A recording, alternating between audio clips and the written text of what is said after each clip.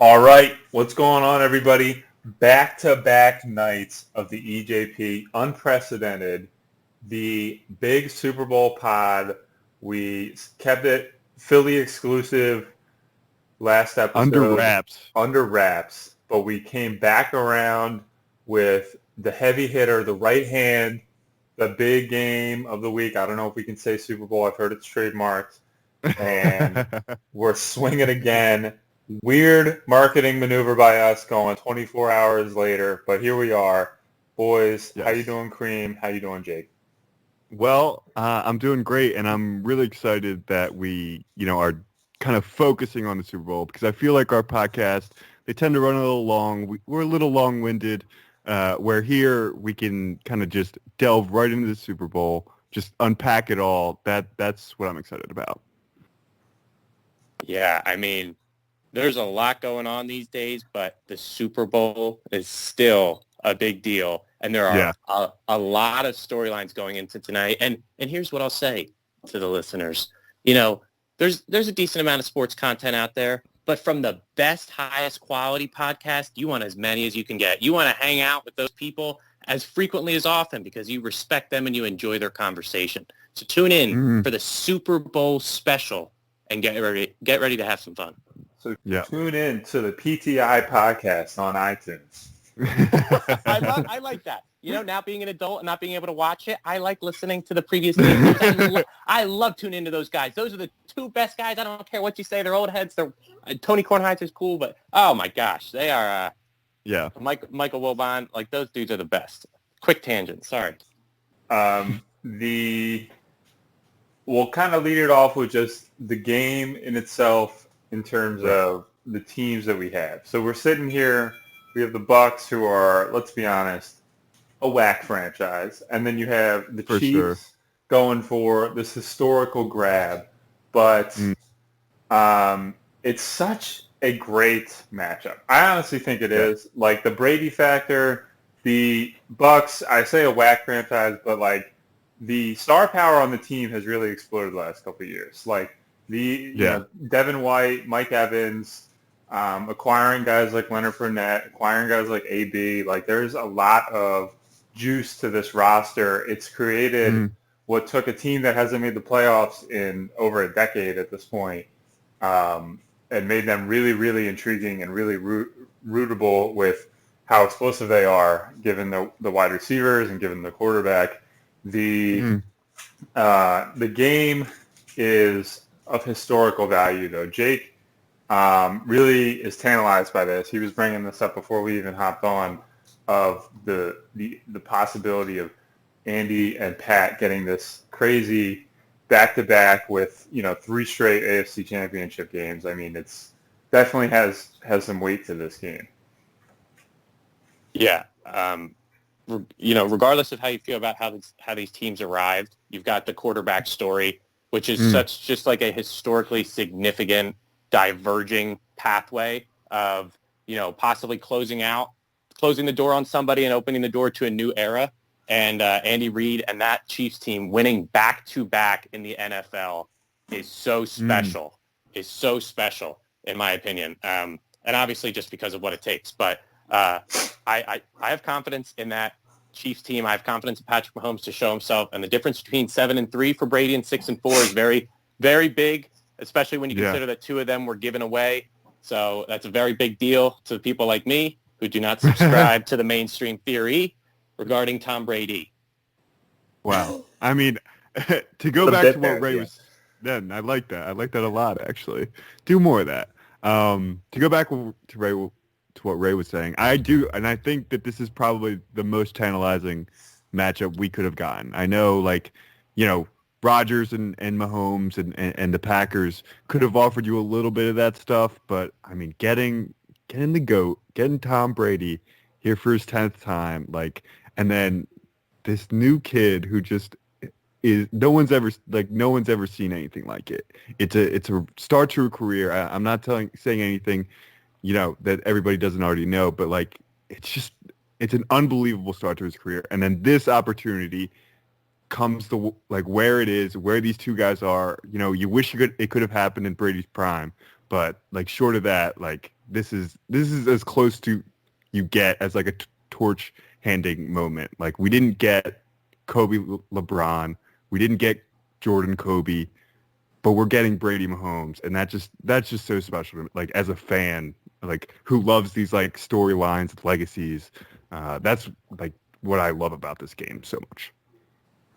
And Brady's kind of playing with house money. Like, let's be honest. Yes. If the Bucks lose by 10 points or whatever, and it's like, oh, they lost 31-21, he played decent or whatever, it's really not going to stain him at all. Like, the fact that he made a Super Bowl in his first season outside of New England with a team that was like, Vince Young dream teams, like they had a great result by signing him. Like the Bucks experiment has officially worked, even if he doesn't pull it out.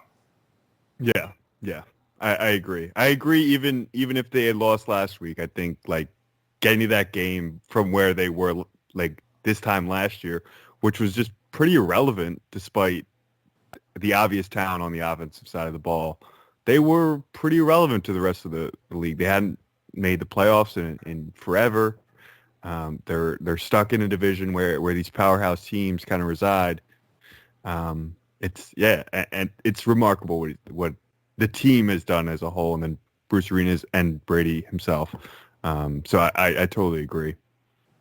So go ahead, Jake. I just don't know if I can handle the Tom Brady coverage. If the unspeakable happens, I'm just gonna put that out there. Like I might be a recluse for a couple weeks. Let that wash over and then get into that hot NBA stuff at the end of the month. I might have to take a leave of absence. Yeah. No, I understand. That temptation. So, after the Rams disclaimer out there. After the Rams Super Bowl, I really stayed away from it all. I was just like, I don't need to be hearing this. Like, I don't need to be drinking this in. It's a little easier now. I'm not like glued to ESPN like I was in college, but you're absolutely right. That would get pretty it was kind of nauseating like last week when the whole like greatest American athlete of all time, like dude, all that stuff started. If he won, it would just be to the to an entirely different degree. So I understand that emotion very well. Objectively, it's better for everyone if the Chiefs win. Let's just put it out there. No one's going to say it's better for everyone if it's better for the league. It's better for society. It's better for people who don't like the eastern part of the United States. Like people say, oh, living on the coast in the populated areas, like, no way, man. No chance. One funny story with that Rams Patriots Super Bowl, I went over to someone's house to watch that with like 4 or 5 other people, and like the game was it's starting at like 8 p.m. or whatever, and it was like 7:55, and the girl who was like hosting it was like, all right, let me set up the stream, like the service or whatever, like let me get YouTube, let me sign up for YouTube TV real quick. And like of all the Super Bowls to not start the game until like halfway through the first quarter, because how well that went, like signing up 5 minutes before the game started.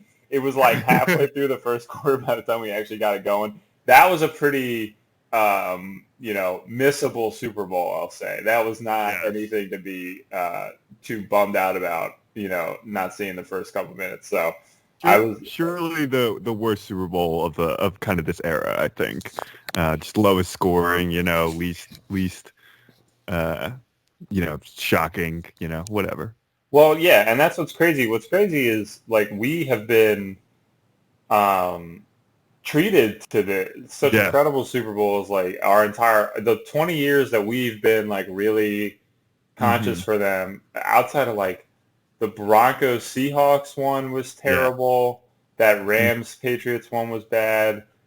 Like outside of a couple, there just have been such great games, pretty through and through. Really strong. Yeah, really strong. When like through the 80s, and 90s, it was blowouts all the time. Like John Elway, his average Super Bowl loss was like 30 points, like until he won the two at the end. But like this has been such an incredible run here, and I think this game is going to be extremely compelling.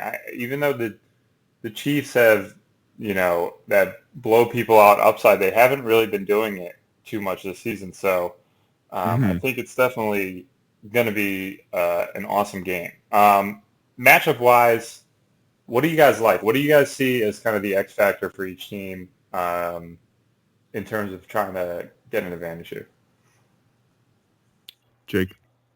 The one thing I guess I would look is, obviously you're looking at Kansas City's banged up O-line, and I'm curious if, because you can't just be throwing Mahomes out there for necessarily designed runs, but keeping a run game that, prevents, the Bucs from really just playing everything soft and short and making them, dime and dunk their way down the field. But, I just think it's going to be, can they run the ball and not just rely on the big play from Tyreek Hill or Travis Kelce?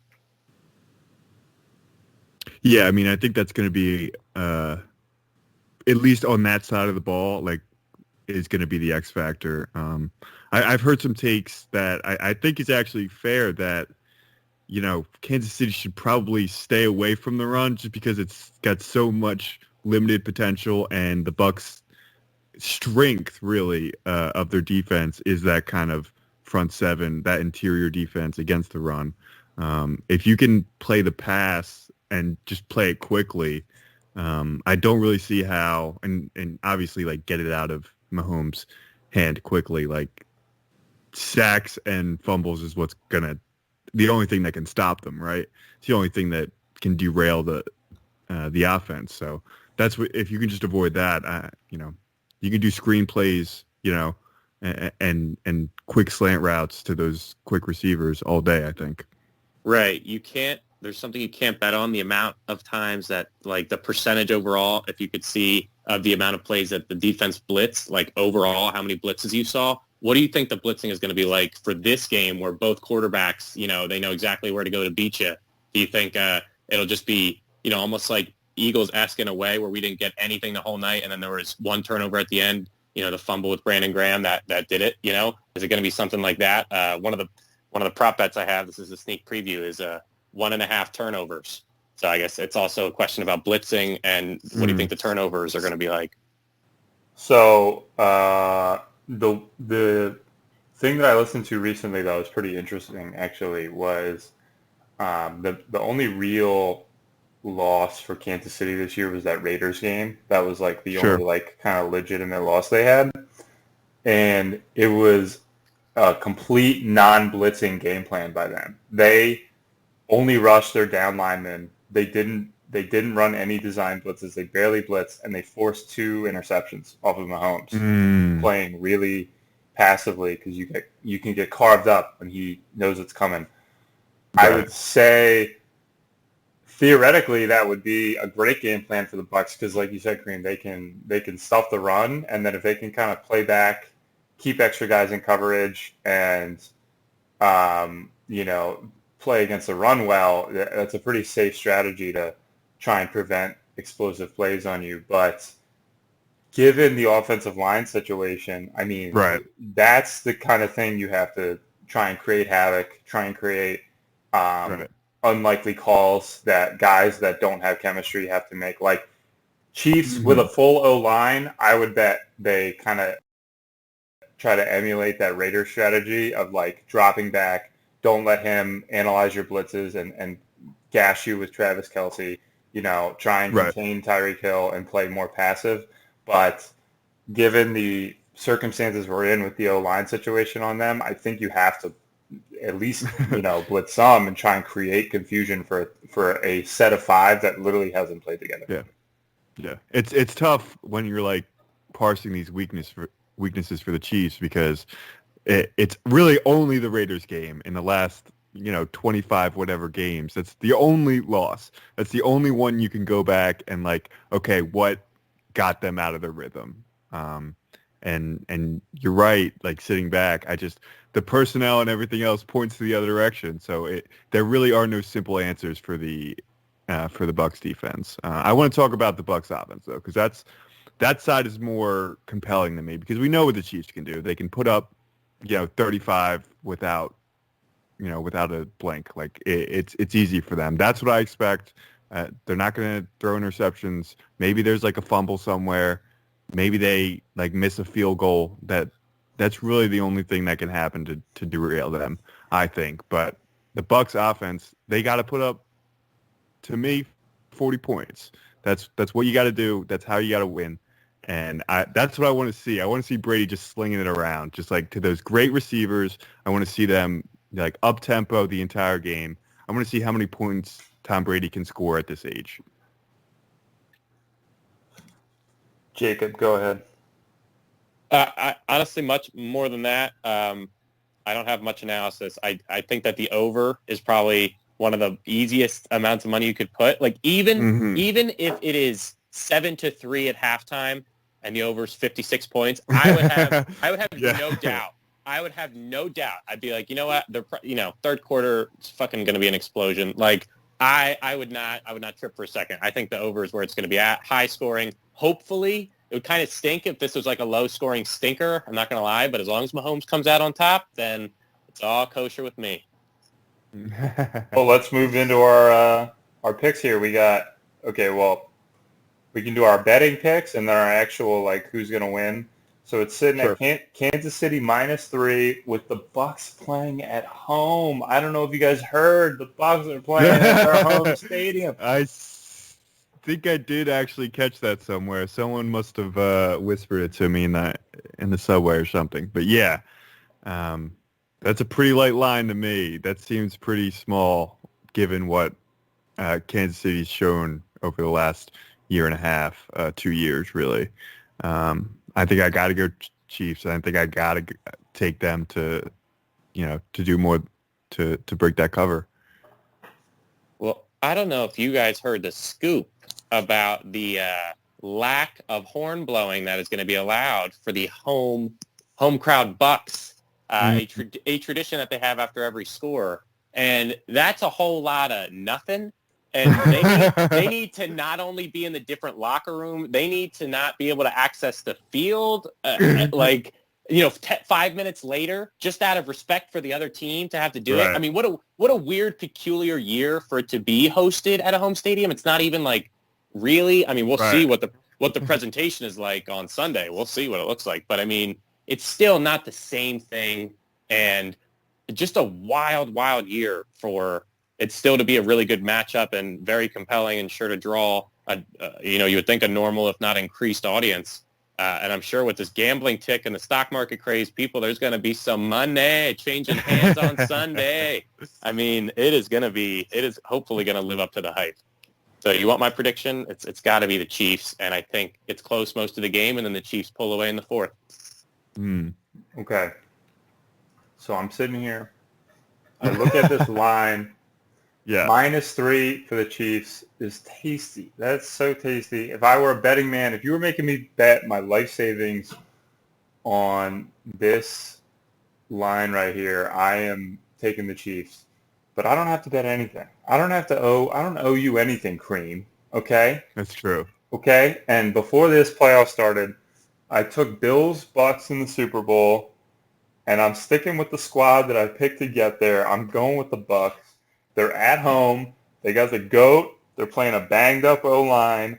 And the Chiefs are sleeping, dude. They're getting haircuts. They're getting haircuts from COVID barbers. They're relaxed. They're playing pranks on each other. Like, they're not taking it serious enough. They think they already won, dude. They already think they got the trophy. What is this, PTI? What is this, PTI, you old head?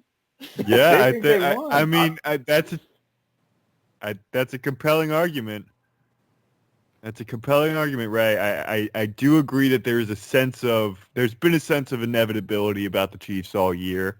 And, with that kind of thinking, it does sometimes lead to a little bit of carelessness, maybe a opening drive snap over the head of Patrick Mahomes, 20-yard loss. Who knows? Who knows? A couple holds? a couple of bowls like drive. Yeah, I mean, it's a compelling argument, Ray. You almost make me want to believe it. And then I remember that the team has lost once in 25 games, and I'm like, oh yeah, okay. And they have the best player at 3. I just don't know how that's possible when they were 14-2. But okay. Okay, one real game. They lost one real game, and do I have to like put all the qualifiers? Let's do this. Let's see who's really taking this game seriously. I mean, we have a team and a coach hungry. Andy got satisfied last year. Andy got satisfied. Yes. He put himself over the top. He put himself in that famine. That famine that he was feeling he was fed. He's fed. Oh, come on. He's at the Golden. He's at the Golden Corral, man. He's fed, dude. He doesn't have any gas in the tank. It's all on the go. Brady is going to take it home, man. No, of course you'd say that. The boldest prediction of the game. This is our thing that we're really feeling it out. You might see it on Undisputed. You might see it on First Take. What are you guys laying out there as something that's big, nasty, bold prediction? Jake, you got some big and nasty? I'll stick with the theme of the night. I think there will be 4 turnovers in the game, and I think it'll be 2-2. I think it'll be 2-2, 4 on each side, and that's my bold prediction. I think both teams will score off it, and it's going to add a chaos maybe early on that's going to really heat up the pressure right off the bat. What I'll say is this. I will say the Kansas City Chiefs have to use a timeout on the first drive. I like that. That's a good one. They're scrambling. They're scrambling. They got issues. Can't get the protections. Yeah. Oh, yeah. I like that a lot. Andy Reid uses a timeout on the first drive. I'm going to go with a combined score of over 100. Whoa, is what's going to take place on Sunday. What? You heard me correctly. A combined score of over 100. What's your final score? Let me hear it. My final score is going to be 56-45 Chiefs. 56-45. That would be legendary. What's still crazy, people don't talk about this enough, that Eagles-Pats Super Bowl was the most yards in an NFL game in history. In a Super Bowl. In history. In history, not playoff history. The most yards of all time in a football game was in a Super Bowl that the Eagles won. That's freaking bonkers, man. 3 years ago today. Yes. Today. Oh, my God. Feels like a lifetime ago, fellas. They should have gone with Foles. They should have kept Foles. Yeah. Stop. We do not do this. They should have re-signed LeGarrette Blount. That was the issue. That I agree with. So, Jake, you're heavy into gambling these days. You're completely sucked into it. Yes, What are the prop bets that have caught your eye? Being, again, at home, trying not to go out and do activities and, work off some of that energy. I've been at home placing these small little bets on Sixers games, on Flyers games, and I like the fun ones. I like the who's going to score the last goal of the game. It was Kevin Hayes the other night. Your boy had it, 17-1. Just throwing that out there for the audience to know what's available to them. Now, for the Super Bowl, there are a myriad of really fun bets that you can go for, including the most simple, the coin toss. Now, let me just ask you this. There's no analysis here, but fellas, what's the most amount you would ever bet on a coin toss prop? Well, I would probably say $5. I would go pretty low. Okay. I mean, especially with the odds they're getting right now in Vegas of like, if I'm not mistaken, it's been a while since I've taken probability, but is the probability of a coin flip not 50-50? Not 50% heads, 50% tails? Is that not true? Depends on the win. The research depends on the suggests win. it depends on the carving of the coin. It's exterior. That's what the research posits to a 3% swing either way. Right. Okay. If that's the case, why are the current odds for heads and tails like plus 103 or plus 103 and not just like plus 100? Right? Like, is that not? How does that not work? I'm confused by that. Right. So it's minus 103. They should just give you the minus 2 to 1 or whatever. But you're right. I mean, it's crazy. It's the most popular bet supposedly that they get from obviously not just sports fans, but just, people from all walks of life that just find it this ceremonial and like 50-50 crazy spiritual energy stuff. So there's a lot of money. There's a lot of money on that coin flip, and it's kind of crazy. I bet a total of $1, and Cream, I'm going to try to cash out with $1.98, which is not even a whole dollar back for guessing the 50-50. So you got me there. Okay. Sucker, man. The next one you got here, Jacob. Total receiving yards by Travis Kelce. You took the under 94.5. That's right. And on this one, I did maybe go a little bit too much. I bet 91 cents to win $1.95 back. Now here's the theory, right? I feel like Todd Bowles, maybe he gives up some touchdown scores in the red zone, but I don't know if there's going to be the big gashing plays. I feel like, you devote your resources to not letting the main guys beat you and have, Sammy Watkins and, Mahomes Hardman rushing for first downs and Hardman. Right. Like it can't be those two guys that beat you is my theory. And especially Kelce. Now he'll probably still get there even if they're doing a good job on defense. That's why I didn't bet a lot, but I think, I rarely bet the under on things. I always like going over, but for this one, it kind of felt like it made sense. What the hell are you doing betting 91 cents? That's I'm just fair messing question. around. Just messing around. A couple different. I wouldn't even think that's an option. I would think you would want to at least bet Neither did I. I tested it out. I like when my numbers are even on the deposits and per bet. So it had to be done. Okay. Wow. This one I love. This is an absolute cash out. You might as well take this $9.89 you're going to make on this bet and just deposit it in the bank right now. Invest it in some, coinage right now. Some crypto, maybe? Some crypto? The over-under, you're hitting the over on that Tom Brady half a yard. I would take this to the bank. This is nuts. This is good. Yeah. This is good. This is a good bet. He's getting a sneak at some point, right? Yeah. 0.5. I'm honestly surprised it's only 0.5. I'm honestly surprised at that. I think you can a Super Bowl. You can guarantee a little bit of spice from Mr. Brady. For sure. The only issue is if the Bucs have the lead in the final possession, and Tom Brady kneels it 3 times. Right. That's not going to happen. I agree. I think it's unlikely, but that is really the one hope. You gotta hope for a Chiefs win in that case. At plus 130, I feel like that's clearly like if you just watch the football games and you realize how these teams operate and what it'll be like in short yardage, or short, like it's third and fourth down, obviously. So that's why I bet my most amount, $4.30 on that one. So it all adds up. It all adds up in the end. Here's a fun one, guys. Here's a fun one. Either team to miss a field goal attempt, plus 110, $2 to win 420.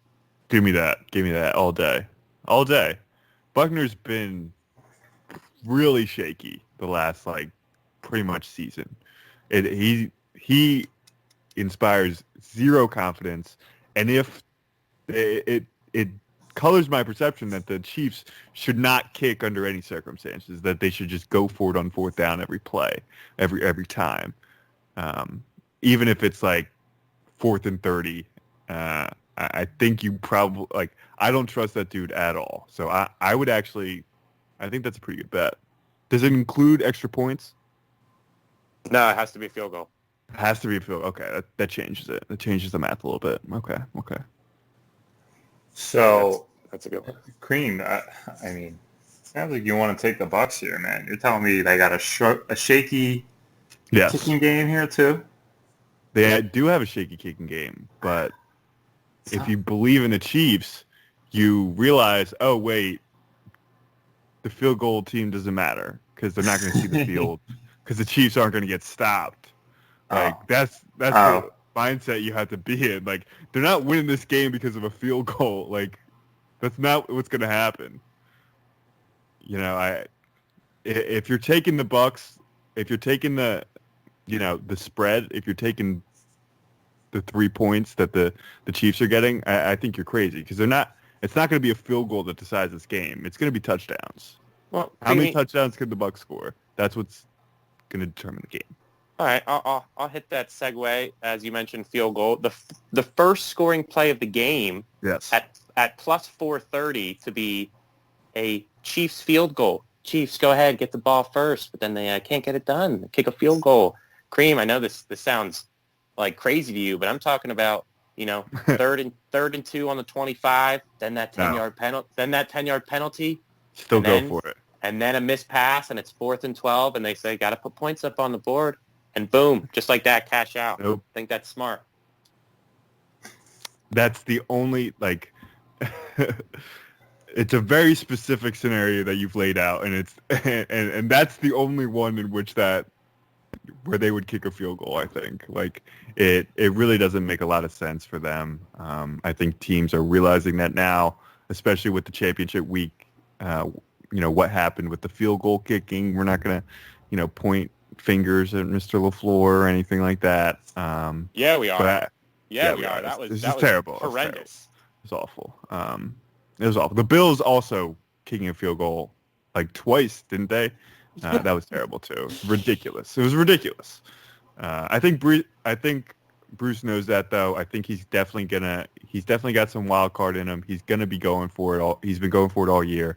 That's what I want to see. I want to see these teams 4th and 9 going for it, and the massive swing plays that's gonna present. That's what's I'm excited about. I love a 4th and 9.